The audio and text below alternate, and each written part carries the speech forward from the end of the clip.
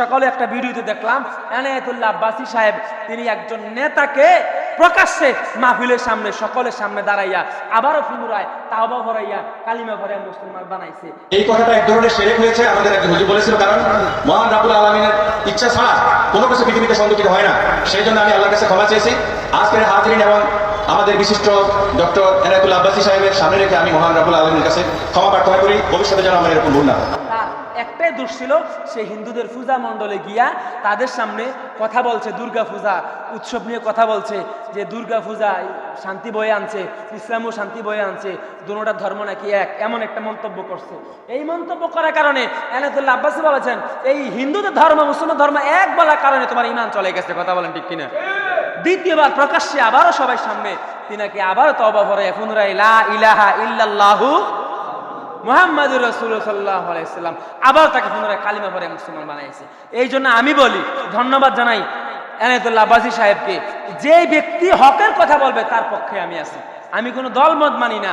কোরআন হাদিসের সঠিক পথে যে কথা বলবে, কোরআনের পথে কথা বলবে, হাদিসের কথা বলবে, যে কথাগুলো ইসলামের পক্ষে থাকে, যে কথাগুলো আমার নূর নবীদের পক্ষে থাকে, যে কথাগুলো সাহাবী কেরামদের পক্ষে থাকে, যে কথাগুলো আউলিয়া কেরামের পক্ষে থাকে, সেই পক্ষে আমি আছি। এটা যার পক্ষে হোক। কথা বলেন ঠিক কিনা? আল্লাহ কবুল করুক, জোরে করে আমিন। আমি মালিকের দরবারে ক্ষমা চাই। আমি আল্লাহর কুদরতি অন্তরটা ঠান্ডা হয়ে যায়। আমি আল্লাহ পাক রব্বুল আলামিন ওই গুনাহগারদের জীবনের গুনাহগুলো মাফ করে দেই। আল্লাহ পাক রব্বুল আলামিন বলেন, হে গোলাম যত গুনাহ করছো রে গোলাম, আমি আল্লাহর কাছে ক্ষমা চাও, আত্মসমর্পণ করো, সারেন্ডার করো। রাসূল সাল্লাল্লাহু আলাইহি সাল্লামের জবানায় মুআজ ইবনে মালিক রাদিয়াল্লাহু তাআলা আনহু, মুআজ ইবনে মালিক আনসারী রাদিয়াল্লাহু তাআলা আনহু তিনি একদা রাসূল সাল্লাল্লাহু আলাইহি সাল্লামের দরবারে আসলেন। এসে বলতেছেন, ইয়া রাসূলুল্লাহ, ইয়া হাবিবাল্লাহ, নবী গো, ও মায়ার নবী, আমি জিনা করেছি, অত্যাচার করেছি, অন্যায় করেছি, আমি তো অনেক বড় কবিরা গুনাহ করেছি। ইয়া রাসূলুল্লাহ, ইয়া হাবিবাল্লাহ, নবী গো, আমি কিভাবে মাপ পাইবো? দুনিয়ার জীবন চাই না, আমি আখিরাতের জীবন চাই। আপনি তো নবী রাহমাতাল লিল আলামিন, আপনি তো রাহাতুল আশিকিন, আপনি তো আরশুল আল্লাহর মেহমান। ইয়া রাসূলুল্লাহ, আমি পাপ করেছি, জিনা করে ফেলেছি, ভুলবশত অন্যায় করে ফেলেছি। ইয়া রাসূলুল্লাহ, আপনি আমাকে ক্ষমা করেন। এবং আল্লাহর দরবার থেকে কিভাবে মাপ পাইবো, কিভাবে ক্ষমা পাইবো? দুনিয়ার জীবন প্রয়োজনে আমি বিসর্জন দিতে রাজি, কিন্তু আমার আখিরাতের ঘরটা ঠিক করে দেন। রাসূল সাল্লাল্লাহু আলাইহি সাল্লাম বাম দিক থেকে ডান দিকে মাথাটা যখন, চেহারা মোবারক যখন ফিরাইলেন, এই সাহাবী আবার সামনে এসে বসলেন, বললেন, ইয়া রাসূলুল্লাহ, আমি ক্ষমা চাই। আবার রাসূল সাল্লাল্লাহু আলাইহি সাল্লাম অপর দিকে মুখমণ্ডল মোবারক ফিরাইলেন, আবার সাহাবী ওই দিকে গেলেন। রাসূল সাল্লাল্লাহু আলাইহি সাল্লাম নজর ফিরায় নাই, যতবার নজর ফিরায় বারবার সাহাবী ততবার রাসূল সাল্লাল্লাহু আলাইহি সাল্লামের নুরানি চেহারা মুবারকের সামনে ততবার গিয়ে দাঁড়ায় আর বলে, ইয়া রাসূলুল্লাহ, ইয়া হাবিবাল্লাহ, ক্ষমা চাই, দুনিয়ার জীবন চাই না গো নবী। দুনিয়াতে আমি অন্যায় করেছি, অপরাধ করেছি, দুনিয়ার জীবন আমি চাই না, আমি আমার আখিরাতটা ঠিক করতে চাই, আপনি আমাকে রাস্তা বাতায় দেন। রাসূল সাল্লাল্লাহু আলাইহি সাল্লাম বললেন, ও আমার সাহাবীরা, তোমরা সবাই একত্রিত হও, মাটি খনন করো, আমার মুআজ ইবনে মালিক আনসারীকে মাটির মধ্যে তোমরা ফুতে ফেলাও, বুক পর্যন্ত ফুতে ফেলাও। মাটি খনন করা হইল। মুআজ ইবনে মালিক আনসারী রাদিয়াল্লাহু তাআলা আনহুকে মাটিতে বুক পর্যন্ত খনন করা হলো, তার কারণ তিনি ছিল একজন বিবাহিত পুরুষ। বিবাহিত হওয়ার পর কেন সে জিনার কাছে গেল, কেন সে জিনা করলো, কেন সে জিনাকারী হয়ে গেল, এই জন্য তার বুক পর্যন্ত মাটি খনন করে বুক পর্যন্ত তাকে ফুতে ফেলা হইল, চতুর্দিক থেকে মাটি দিয়ে দেওয়া হইল। রাসূল সাল্লাল্লাহু আলাইহি সাল্লাম বললেন, ও আমার সাহাবীরা রে, তোমরা পাথর মারো, পাথর মারতে মারতে তাকে শেষ করে দাও, তার মুখমণ্ডলে পাথর মারো, তার বুকে পাথর মারো, তার গলায় পাথর মারো, মাথায় পাথর মারো। সকল সাহাবীরা মিলে যখন পাথর মারা শুরু করলেন, ওই সাহাবী আল্লাহর কাছে কান্নাকাটি শুরু করলেন আর মনে মনে তাওবা করতে লাগলেন, আল্লাহ জীবনে আর জিনা করব না, আল্লাহ তুমি আমাকে ক্ষমা করে, এরকম ভাবে তাওবা করতে লাগলেন। রাসূল সাল্লাল্লাহু আলাইহি সাল্লাম তাকায়া দেখলেন একজন সাহাবী বড় একটা পাথর যখন মারলেন, এই পাথর যখন গিয়ে তার মুখমণ্ডলে পড়লো, এই পড়ার পর রক্ত ছিটকাইয়া বাহির হইয়া ওই আরেকজন সাহাবীর মুখে গিয়ে পড়লো। ওই সাহাবী বলতেছে, আয় হায়, একজন নাফরমানের রক্ত বুঝি আমার গায়ে লাগলো, একজন জিনাখোরের নাফাক রক্ত বুঝি আমার গায়ে লাগলো। আমার শরীরটা কত পবিত্র, আমি একজন পবিত্র মানুষ, আমি একজন সাহাবী, আমার শরীর কত পবিত্র, আর আমার পবিত্র শরীরে এই নাফাক রক্ত লাগছে, আয় হায় হায়, নাফরমানের রক্ত কেন আমার শরীরে লাগলো। যখন আফসোস করলেন, রাসূল সাল্লাল্লাহু আলাইহি সাল্লাম বললেন, ও আমার সাহাবী, তুমি কি নিয়ে আফসোস করছো? তুমি যাকে নাফরমান বলো, তুমি যাকে গুনাহগার বলো, তুমি যাকে নাফরমান বলে গালি দিলা, যাকে গুনাহগার বললা, খারাপ ব্যক্তি বললা, সব মানুষেরা মিলে, সকল সাহাবীরা মিলে তার দিকে পাথর মারে, আর তার দিল অন্তর মাওলার আরশ আল্লাহ পর্যন্ত পৌঁছে গেছে। তার মন থেকে সে তাওবা করতেছে, খাঁটি নিয়তে তাওবা, এত দামি তাওবা, এত দামি তাওবা, এত মূল্যবান ভাবে তাওবা করেছে, খাঁটি নিয়তে মাওলার কাছে এত সুন্দর ভাবে তাওবা করেছে। মাওলাই কারীম তার তাওবা কবুল করেছেন। লোক সমাজকে ভয় করে নাই, মানুষকে ভয় করে নাই, তার স্ত্রী ছেলে মেয়েকে ভয় করে না, আমি রাসূলকেও ভয় করে নাই, কোন সাহাবীকে ভয় করে নাই, কিভাবে কোন মুখ নিয়ে দাঁড়াইবে কোনো ভয় করে নাই। ভয় না করে একজনকে ভয় করেছে, মাওলাই কারীমকে ভয় করেছে, আল্লাহকে ভয় করেছে। আল্লাহর ভয়ের কারণে পরকালে জাহান্নামের আগুন সহ্য করতে পারবে না, এই ভয়ে সে নিজেই নিজের গুনাহটা প্রকাশ করে দিল, আর নিজেই পাথরগুলো নিক্ষেপ করতেছে, নিজে পাথরগুলো রক্তাক্ত হয়ে যাচ্ছে, নিজে মৃত্যুর কোলে ঢলে পড়তেছে, আর মনে মনে তাওবা করেছে। আল্লাহ পাক রব্বুল আলামিন এই জিনাকারীর তাওবা আল্লাহর আরশ আল্লাহ কবুল করেছেন। সকলে বলি সুবহানাল্লাহ। আল্লাহর আরশ আল্লাহ তাওবা কবুল হয়ে গেছে, মকবুল হয়ে গেছে, আদরণীয় হয়ে গেছে, প্রিয় হয়ে গেছে, পছন্দ হয়ে গেছে। শুধু পছন্দই নয়, রাসূল আরবি সাল্লাল্লাহু আলাইহি সাল্লাম নূরে মুজাসসাম, নূরুন আলা নূর, নূরানি জবান মুবারক দ্বারা বলতেছেন, এই সাহাবীর মুখের মধ্যে, গালের মধ্যে, মাথার মধ্যে, গলার মধ্যে, বুকের মধ্যে পাথর, পাথরের পর পাথর, রক্ত গড়গড় করে ছড়তেছে, পড়তেছে। আর এই সাহাবী যেভাবে তাওবা করেছে, মালিক তার তাওবা কবুল করেছে। শুধু কবুলই করে নাই, এমন সুন্দরভাবে কবুল করেছে, এত উত্তম রূপে কবুল করেছে, তার তাওবাটাকে পৃথিবীর জমিনে যত মানুষ আছে, সব মানুষের নাফরমানির গুলোর জন্য যদি আলাদা আলাদা করে ভাগ করে দেওয়া হয়, সে যে তাওবাটা করেছে চোখের পানি দিয়া, রক্ত দিয়া, হৃদয়ের আকুতি কাকুতি দিয়া, আল্লাহর দরবারে যেভাবে সে ক্ষমা চাইছে, এই ক্ষমা, এই তাওবা যদি সকলকে একটু একটু করে ভাগ করে দেওয়া হয়, পৃথিবীর সব মানুষকে ভাগ করে দেওয়া শেষ হয়ে যাইবে, তার তাওবার ভাগটা এখনো শেষ হইবে না। আর বিনিময়ে আল্লাহ পাক রব্বুল আলামিন সব মানুষের জীবনের নাফরমানিগুলো ক্ষমা করে দিবে। এত সুন্দর তাওবা করেছে, তার রক্ত দিয়ে, চোখের পানি দিয়ে, হৃদয়ের আকুতি দিয়ে আল্লাহর দরবারে এত সুন্দরভাবে তাওবা করেছে।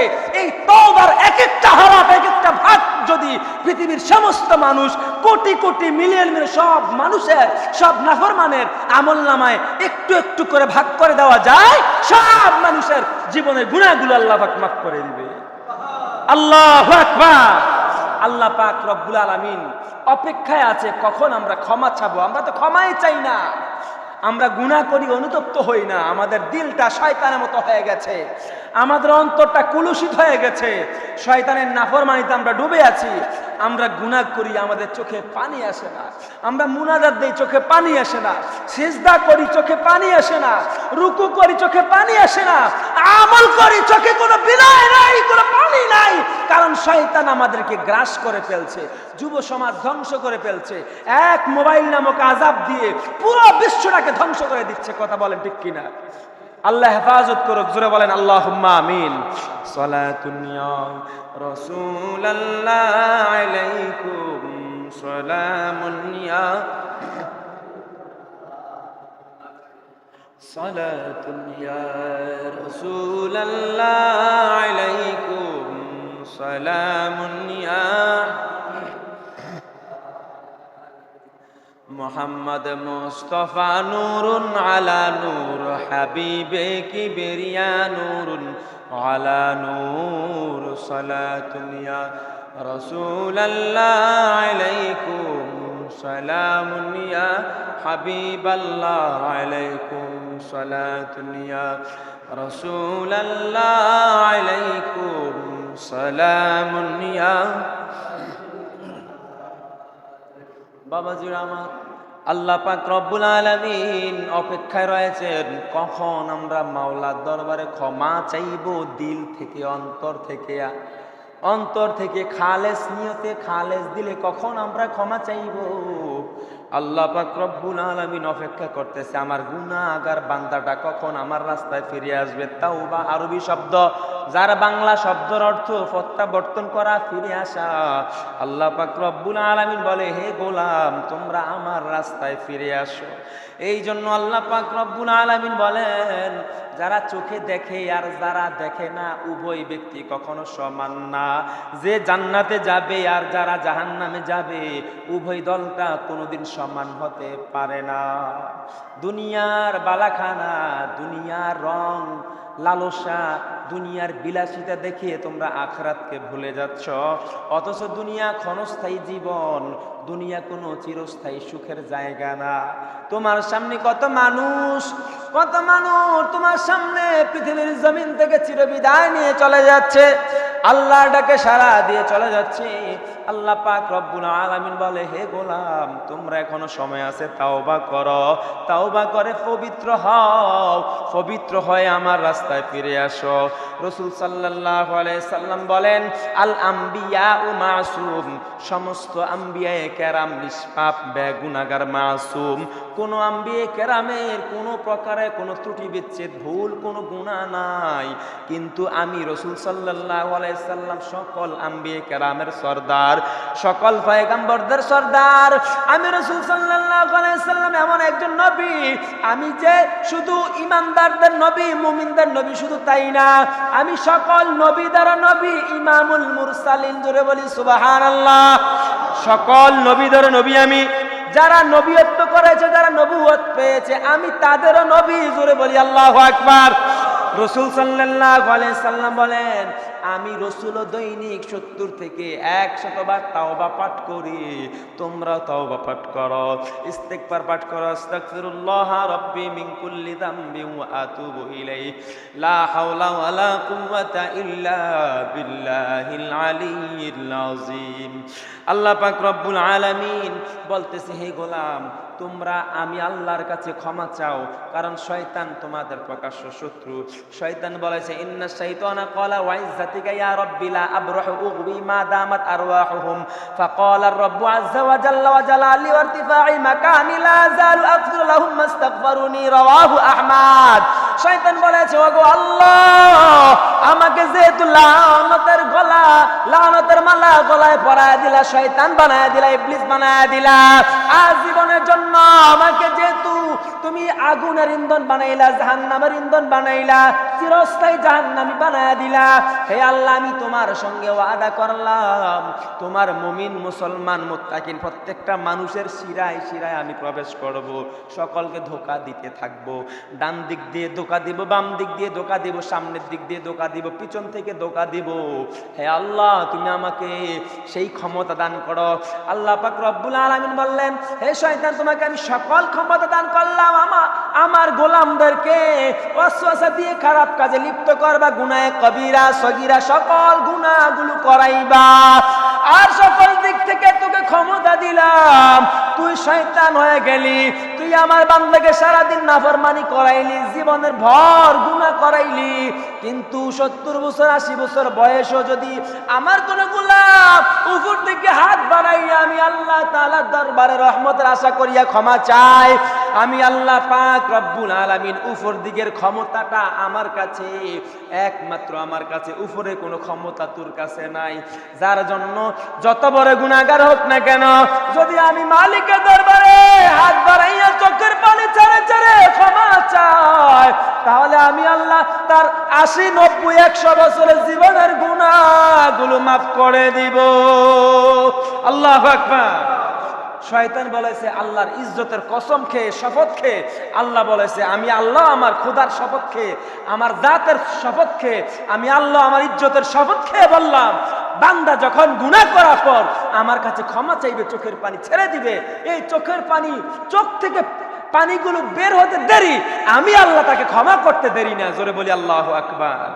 সালাতুন ইয়া রাসূলুল্লাহ আলাইকুম, সালামুন ইয়া হাবিবাল্লাহ আলাইকুম, সালাতুন ইয়া রাসূলুল্লাহ আলাইকুম, সালামুন ইয়া হাবিবাল্লাহ আলাইকুম।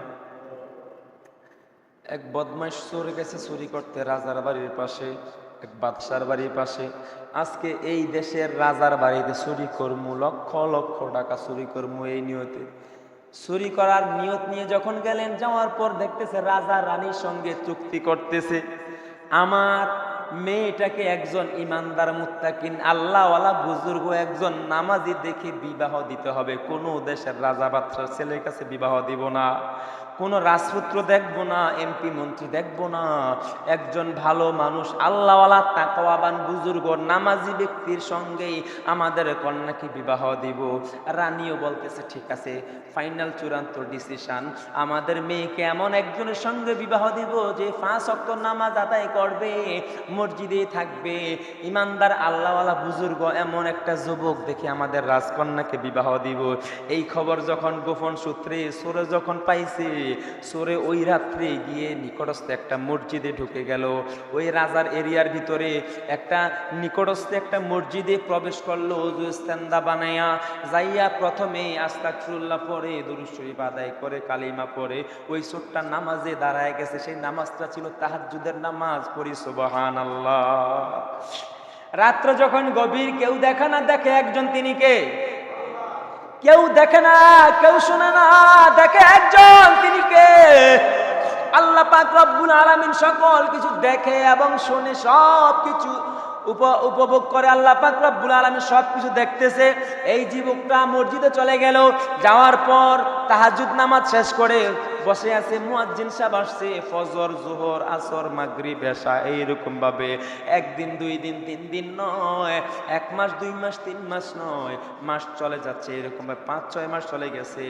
আর এই লোকটা শুধু নামাজ পড়ে আর ওযু করে আর নামাজ পড়ে, ওযু করে আর নামাজ পড়ে, ওযু করে আর নামাজ পড়ে, শুধু মসজিদে থাকে, দুনিয়ার সঙ্গে কোনো সম্পর্ক না। এই লোকটার বুজুর্গি দেখে, আমল দেখে, তাকওয়াবান দেখে, এত তাসবিহ, এত তাসবিহ, এত তাসবিহ, এত নামাজ, এত রুকু, এত সিজদা, এই লোকটার মনে মনে চিন্তা একটা, আমি রাজার মেয়ে বিবাহ করব, আমি আর চুরি চামারি করব না, অল্প স্বল্প চুরি করব না, আমি চোর থেকে ভালো মানুষের ভেষ ধরবো।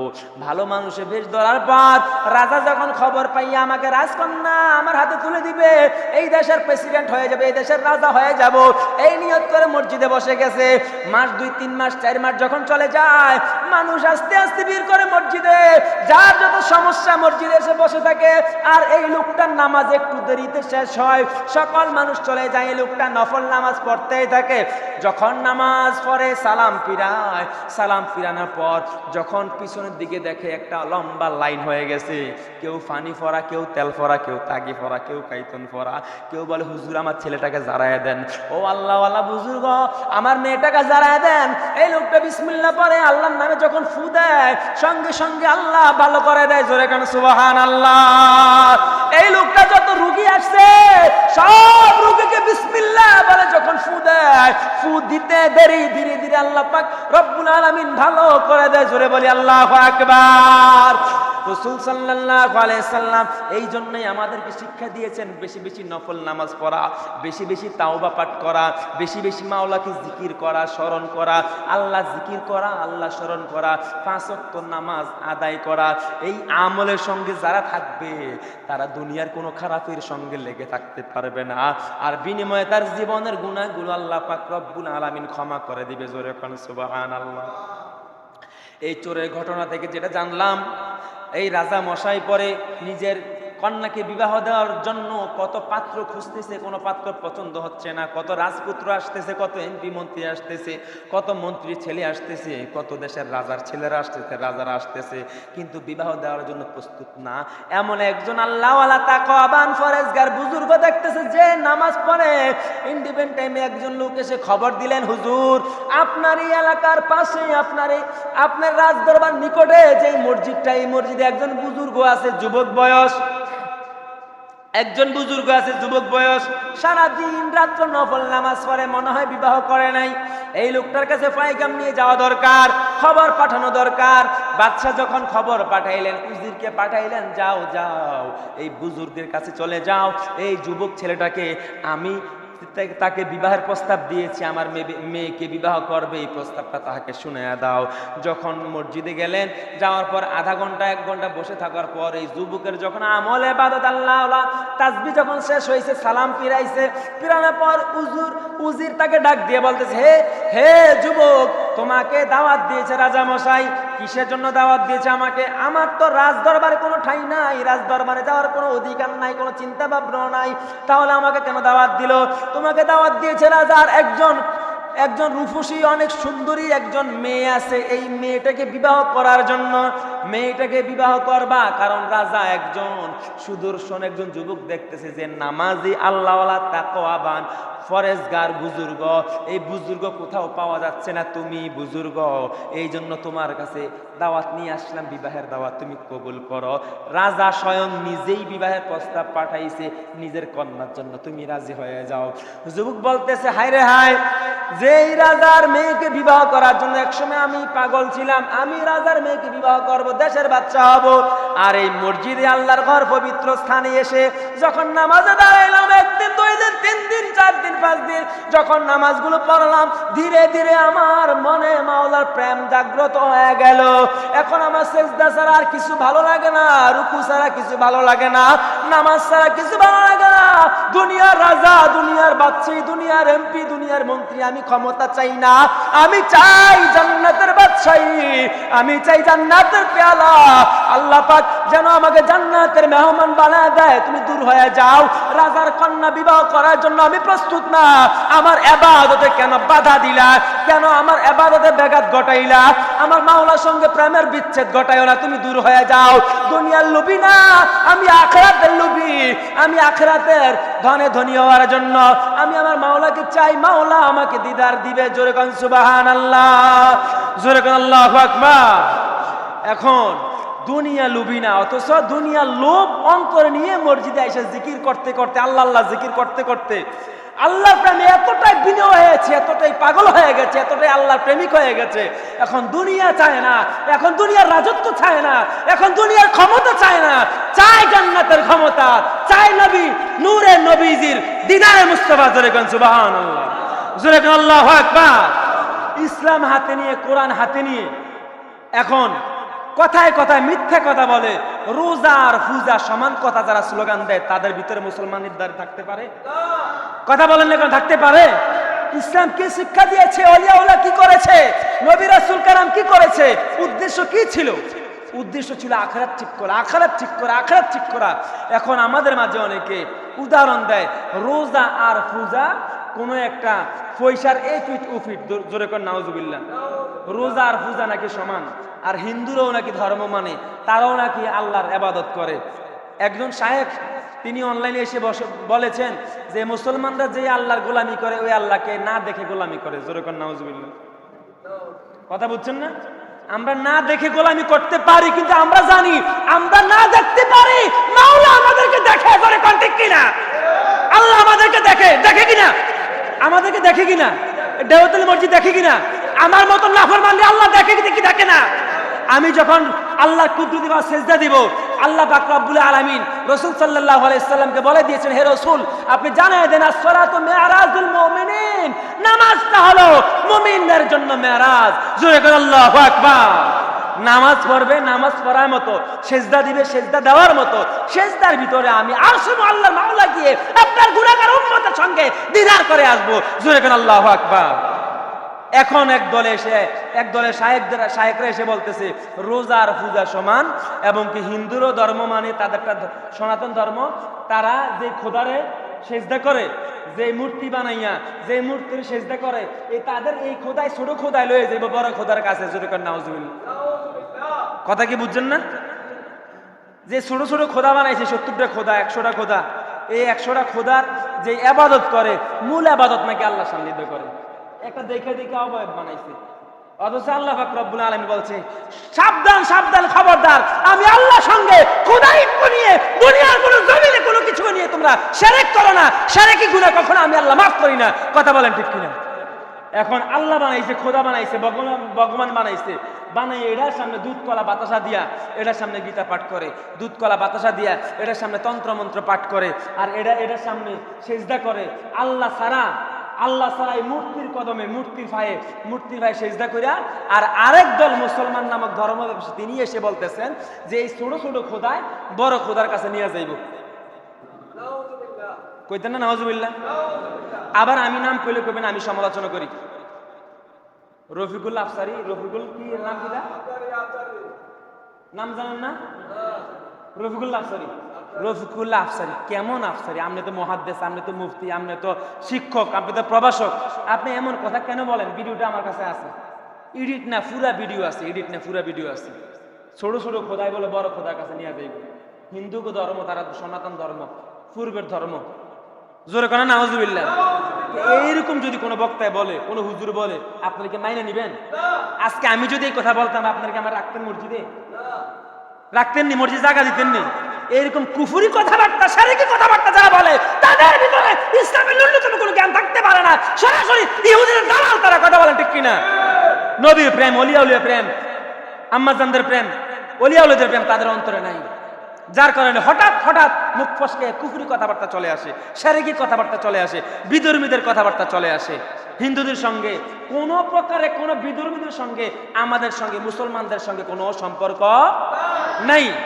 রাসূল সাল্লাল্লাহু আলাইহি সাল্লাম বলেছেন দুনিয়াতে তোমরা যাদের সঙ্গে সম্পর্ক করবা, হাসর নশ্র তোমাদের তাদের সঙ্গে হইবে।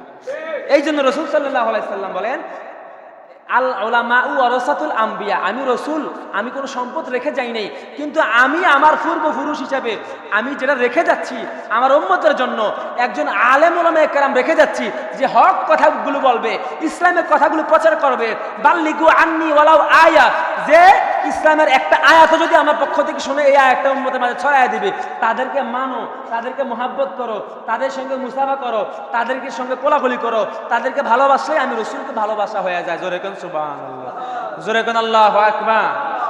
এখন হিন্দুদেরকে নাকি কাফের বলা যাবে না, হিন্দুদেরকে কাফের বলা যাবে না, হিন্দুরা কাফের না, এইরকম উদ্ভট কথাবার্তা বলতেছে। এই ফেসবুক নামক অনলাইন নামক এই গজব থেকে আল্লাহ পাক আমাদেরকে হেফাজত করুক। জোরে কোন আমিন। সঠিক কথাবার্তা যারা বলবে তাদের কথাবার্তাগুলো গ্রহণ করবেন, যেটাতে মনে হয় এটা কোনো শিরক নাই, এটাতে কোনো শিরক নাই। আপনার তো একটা বিবেক আছে, আপনার বিবেক আছে না, কোন কাজে শিরক থাকতে পারে। এই জন্য রাসূল সাল্লাল্লাহু আলাইহি সাল্লাম বলেছেন শেষ জামানায় এমন একটা সময় আসবে, সুন্দর সুন্দর মিষ্টি মিষ্টি কথা বলে, নামাজের কথা বলে, কখন আমার উম্মতের ঈমানটা কেড়ে নিবে এটা আমার উম্মতটা টের পাইবে না, আমার উম্মতটা টের পাইবে না। কখন ঈমানটাই তার চলে যায় সে টের পাইবে না। হঠাৎ একদল গিয়ে মূর্তির সামনে গিয়ে প্রসাদ খাইতে থাকবে, হঠাৎ একদল গিয়ে ধর্মের নাম দিয়ে মূর্তির সামনে গিয়ে ভোট পাওয়ার জন্য মূর্তির সামনে গিয়ে মাথা নত করবে, ক্ষমতায় আসার জন্য হিন্দুদেরকে বলবে তোমরা আমরা ভাই ভাই, ক্ষমতায় আসার জন্য তাদেরকে আশ্বস্ত করবে, তাদেরকে বিশ্বস্ত করবে যে মুসলমান হিন্দু এক পিটুপিট, রোজা ফুজা এক, তোমাদের ধর্ম আমাদের ধর্ম এক, আল্লাহ কিন্তু একজনই। এমন স্লোগান, এমন বক্তব্য হিন্দুদের সামনে দেওয়া, তাদের ধর্ম মুসলমানদের ধর্ম এক, এই কথা বললে তার ঈমান চলে যাবে, সে কুফরি করবে। কথা বলেন ঠিক কিনা? এই কথা বলার জন্য বারবার তওবা করতে হবে। আল্লাহ যদি ক্ষমা করে তাহলে সে ক্ষমা পাবে, আল্লাহ যদি ক্ষমা না করে তাহলে তার রক্ষা নাই। যেরকম ভাবে